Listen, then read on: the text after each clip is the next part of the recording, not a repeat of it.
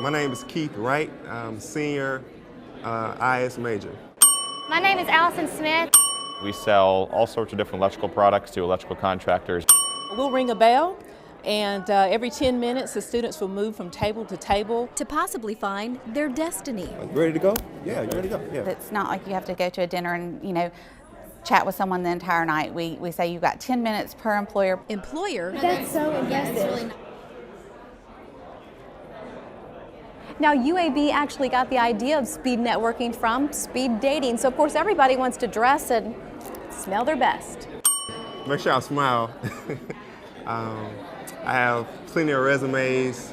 We definitely look for a student who's motivated and definitely has a competitive spirit. 17 employers and 50 students learning more about one another. What do you enjoy most about what you do? The whole goal tonight is to try to get in as much information as we can. It gives our students, we think, an advantage of the job market and learning about different companies. Many hope the speed networking will benefit them down the road. Connection could mean you getting a job because they know you versus someone who just showed up.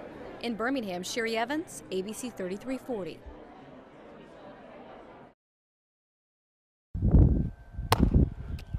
Set up. A father practices with his son. Attaboy. Just trying to get the field wet and get the dust down. While a coach prepares for a championship game. It's mostly an effort of, all the coaches and parents, grandparents get together and,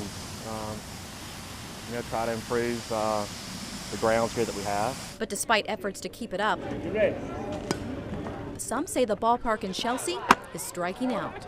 We're going to different cities and seeing their great ball fields, and we need the facilities to stay up to par.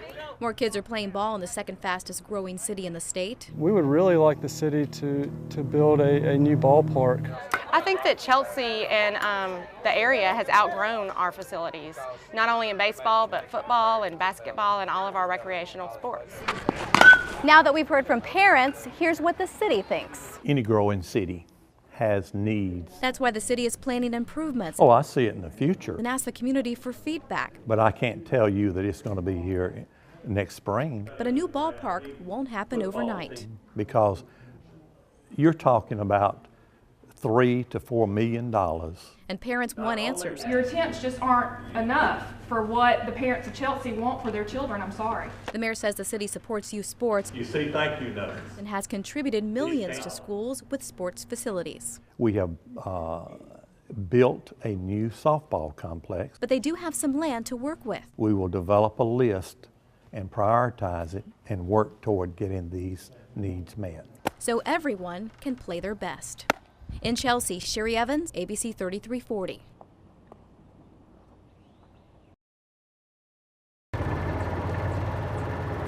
Sometimes all it takes is a smile and a wave.